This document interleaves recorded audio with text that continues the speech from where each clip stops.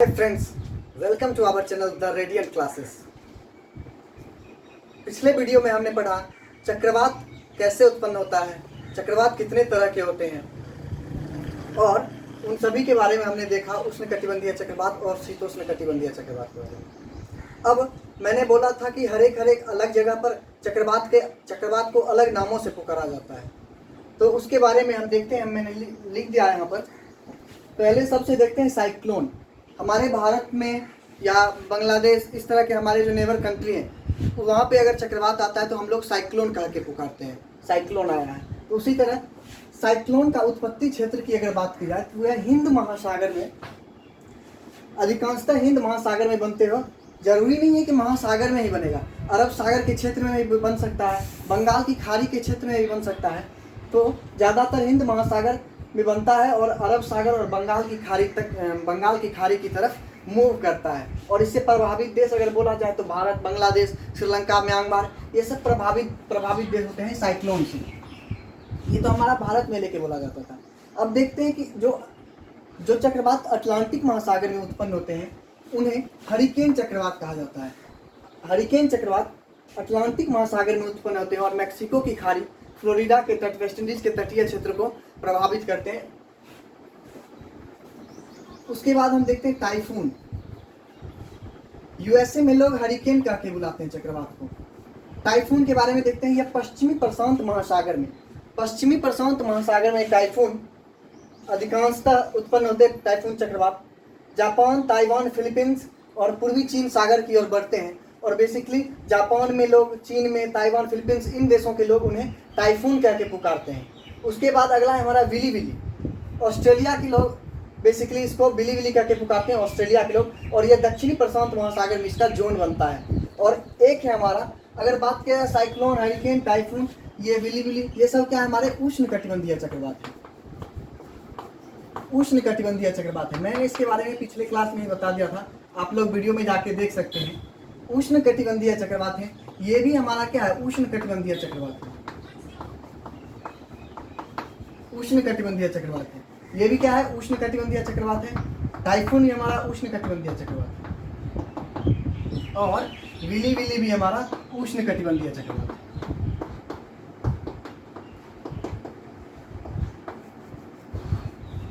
अब देखते हैं टॉर्नेडो के बारे में। टॉर्नेडो कैरेबियन सागर में उत्पन्न होता है, स्थल पर भी बनता है टॉर्नेडो। और टॉर्नेडो जो है अल्पकालिक होता है, कुछ समय के लिए अल्पकालिक होता है, लेकिन ज़्यादा विनाशकारी होता है। इसमें क्या होता है कि यूएसए के मैदानी भाग का जो ठंडा हवा होता है वह मैक्सिको की खाड़ी के गर्म हवा के मिलने से, यूएसए के मैदान का ठंडा हवा और मैक्सिको की खाड़ी गर्म हवा के मिलने से उसे टॉर्नेडो वहाँ पे बोला जाता है। और जब यह मैदानी भाग में प्रवेश करता है तो इसको एक नाम दे दिया जाता है टॉर्नेडो एडी। जब यह टॉर्नेडो मैदानी भाग में प्रवेश करता है तो इसको नाम दिया जाता है टॉर्नेडो एडी। ये हमने देखा सभी महासागरों में, सागरों में उत्पन्न होने वाले चक्रवात को क्या नाम लेके पुकारा जाता है या क्या नाम दिया गया उसके बारे में। अब देख लेते हैं। हमारा एक छोटा सा टॉपिक है प्रति चक्रवात। जैसे कि नाम से पता चलता है, एंटी साइक्लोन के बारे में जान लेते हैं। साइक्लोन में क्या होता था, केंद्र में निम्न प्रेशर रहता था, चक्रवात में क्या होता था, सेंटर में लो प्रेशर रहता था। लेकिन प्रति चक्रवात में क्या होता है, जस्ट उसके अपोजिट, सेंटर में हाई प्रेशर रहता है और हवा बाहर की ओर मूव करते हैं। प्रति चक्रवात में हवा बाहर की ओर मूव करते हैं और प्रति चक्रवात होने का मतलब है कि हवा मंद बहेगी और मौसम साफ रहेगा। इसमें छोटा सा एक ध्यान रखिएगा प्रति चक्रवात में, एंटी साइक्लोन के बारे में, कि इसमें उत्तरी गोलार्ध में जो हवा है, एंटी साइक्लोन में उत्तरी गोलार्ध में हवा बाएं मुड़ती है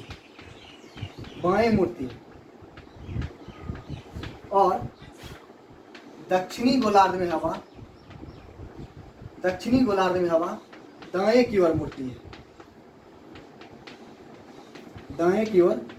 है। ये यहाँ पे ध्यान रखना। हमने चक्रवात में पढ़ा कि इसके जस्ट अपोजिट होता है, उत्तरी गोलार्ध में हवा दाएं मुड़ता है और दक्षिणी गोलार्ध में हवा बाएं मुड़ता है। लेकिन प्रति चक्रवात में उसके जस्ट अपोजिट होता है, उत्तरी गोलार्ध में हवा बाएं की ओर मुड़ती है और दक्षिणी गोलार्ध में हवा दाएं की ओर मुड़ती है। और पिछले वीडियो में मैंने तो बताया कि कोरियोलिस इफेक्ट के कारण ऐसा होता है। तो हमने ये देखा फ्रेंड, आप लोग स्क्रीनशॉट ले लीजिए। कई बार परीक्षा में भी प्रश्न बने हैं इन सबों से, तो आप स्क्रीनशॉट ले सकते हैं। तो फ्रेंड अब देखते हैं 2020 और 21 में आए महत्वपूर्ण चक्रवात। यह टॉपिक जो है कई बार करंट अफेयर्स का भी बन जाता है और बहुत बार एग्जाम में इससे संबंधित क्वेश्चन भी पूछे जाते हैं कि कौन सा तूफान कहाँ आया, भारत में कहाँ टकराया, कहाँ तट से। तो इस तरह का प्रश्न कई बार बनते हैं। हम सबसे पहले देखते हैं 2020 में आए कुछ चक्रवात, उसके बाद 2021 में जो हाल के दिनों में ही आया है उसके बारे में बात करेंगे। तो सबसे पहले देखते हैं निसर्ग चक्रवात। यह महाराष्ट्र और गुजरात के तट पे आया, समुद्री तट पे, और ज़्यादा नुकसान इन्हीं दो राज्यों को झेलना पड़ा। निवार चक्रवात तमिलनाडु और पांडिचेरी में आया। अम्फान चक्रवात पश्चिम बंगाल और उड़ीसा में पिछले साल आया। ये 2020 का है सब। अब देखते हैं कुछ अन्य देशों में जो भी तूफान आए हैं, जो बनते हैं इंपॉर्टेंट। तो गोनी तूफान, उस्मान तूफान, बामको तूफान और सांबा तूफान, ये फिलीपींस में आया। फिर से ध्यान रखना है, एक बार नाम पढ़ लेना है। गोनी तूफान, उस्मान तूफान, बामको और सांबा फिलीपींस में है। और लोटा और एटा तूफान, नाम देखिए मैंने इस साथ में इसलिए लिख दिया कि नाम भी याद करने में सही है। लोटा और एटा तूफान निकारागुआ और होंडुरस के क्षेत्र में यानी मध्य अमेरिका में आया। ये पिछले साल 2020 में। डाइने चक्रवात मेडागास्कर में आया। डाइने चक्रवात एग्जाम में पूछा गया है क्वेश्चन डाइने चक्रवात के बारे में। तो डाइने चक्रवात मेडागास्कर में आया। अब देखते हैं 2021 के हाल का चक्रवात जो ताउते और यास, जिसके कारण हमें ये टॉपिक लेनी पड़ी। तो ताउते तूफान महाराष्ट्र और गुजरात में आया भारी तबाही के साथ, बहुत जान माल की नुकसान हुई। और एक बात और जान लेना है ताउते तूफान के बारे में, कि इसका जो नामकरण किया गया ताउते तूफान का, वह म्यांमार के द्वारा किया गया। ताउते तूफान का नामकरण म्यांमार के द्वारा किया गया और इसका अर्थ होता है ताउते का छिपकली। म्यांमार में एक छिपकली की प्रजाति पाई जाती है ताउते करके, तो उसी के नाम पे रखा गया है ताउते तूफान का नाम। यास तूफान 26 तारीख को पश्चिम बंगाल और उड़ीसा के तटों से टकराया और पश्चिम बंगाल में बेसिकली ये बालासोर में जाके टकराया। लैंडफॉल कहाँ हुआ, चक्रवात का लैंडफॉल अगर पूछा जाए यास का, तो पश्चिम बंगाल के बालासोर में जाके हुआ। और यास तूफान के नामकरण की बात की जाए, अगर यास तूफान के नामकरण ओमान के द्वारा किया गया। यास तूफान का नामकरण ओमान के द्वारा किया गया और इसका अर्थ होता है पेड़। इसका अर्थ क्या होता है? पेड़। तो ये सब थे 2020-21 में आए महत्वपूर्ण चक्रवात। और अब देखते हैं कि चक्रवात के नामकरण कैसे किया जाता है। तो 2000 में 8 देश, वर्ल्ड मेट्रोलॉजिकल ऑर्गेनाइजेशन, विश्व मौसम विज्ञान संस्थान के 8 देशों ने पहले 2008 इसमें 8 देशों ने यह फैसला लिया कि प्रत्येक देश 8 नाम देंगे और बारी बारी से आने वाले चक्रवात को उन्हें अल्फाबेटिकली देना होगा नाम। लेकिन 2018 में जाकर 5 और देश मिल गए। तो अब जो है वह 13 देश मिलकर प्रत्येक देश 13 नाम देते हैं, यानी 169 देशों के नामों की सूची तैयार करते हैं और बारी बारी से उन्हीं के नाम के अनुसार दिया जाता है। और जब एक देश का जैसे इस बार ओमान नामकरण कर दिया यास का, तो अब किसी दूसरे देश के बारी होगी और उसके द्वारा दर्शाया गया जो 13 नाम होगा उसमें से किसी एक का नाम दिया जाएगा। ये था तूफान के नामकरण के बारे में। और अब छोटा सा बात देख लेते हैं WMO। हमने बात किया WMO के बारे में, तो साथ साथ मैं इसलिए ये कवर कर रहा हूँ, बहुत इंपॉर्टेंट बन जाता है क्योंकि एग्जाम में अंतर्राष्ट्रीय संगठन से बहुतों बार क्वेश्चन पूछा गया है। तो WMO के बारे में हम देखते हैं। इसका फुल फॉर्म होता है वर्ल्ड मेट्रोलॉजिकल ऑर्गेनाइजेशन। WMO का फुल फॉर्म क्या होता है? वर्ल्ड मेट्रोलॉजिकल ऑर्गेनाइजेशन, विश्व मौसम विज्ञान संस्थान। अगर इसके हेडक्वार्टर की बात की जाए कि WMO का हेडक्वार्टर कहाँ है, तो इसका हेडक्वार्टर जिनेवा शहर में। आप लोग नोट करते जाइएगा, ये जो भी एडिशनल जानकारी मिलती है बहुत इंपॉर्टेंट बन जाता है। हेडक्वार्टर जिनेवा में होता है, हेडक्वार्टर इसका WMO का हेडक्वार्टर जिनेवा में है। और इसकी स्थापना की बात की जाए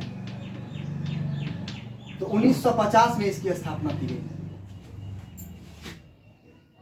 और प्रेजेंट हेड यानी वर्तमान में इसके प्रेसिडेंट कौन है, तो पीटेरी टॉल्स इसके वर्तमान में अध्यक्ष हैं। पीटेरी टॉल्स इसके वर्तमान अध्यक्ष हैं। और कई बार सदस्य देशों की संख्या भी पूछ ली जाती है, तो ये देख लीजिए। मेंबर कंट्री की बात की जाए, मेंबर कंट्री, मैं शॉर्ट में लिख रहा हूँ, मेंबर कंट्री की बात की जाए, यह 191 देश इससे जुड़े हैं विश्व मौसम विज्ञान संस्थान से। ये तो था विश्व मौसम विज्ञान संस्थान। अब एक हमारा राष्ट्रीय है भारत का IMD, Indian meteorological department. Indian meteorological department यह जो है केंद्र सरकार का पृथ्वी विज्ञान मंत्रालय के अंतर्गत काम करने वाली संस्था है IMD। यही चेतावनी जारी करती है भारत में जो भी चक्रवात आते हैं, तूफान आते हैं, मौसम कैसा रहेगा, मौसम संबंधी जितनी भी जानकारी होती है यही जारी किया जाता है इसी संस्थान से। इसकी स्थापना 1875 में की गई। 1875 में की गई। इसका हेडक्वार्टर अगर पूछा जाए, मुख्यालय, तो इसका हेडक्वार्टर नई दिल्ली में, अभी नई दिल्ली में। पहले जिस समय स्थापना हुई थी उस समय चूंकि कोलकाता भारत का राजधानी था, तो कोलकाता उस समय हेडक्वार्टर था, और अब नई दिल्ली इसका हेडक्वार्टर है। और इसके प्रेजेंट हेड मृत्युंजय महापात्रा, मृत्युंजय महापात्रा।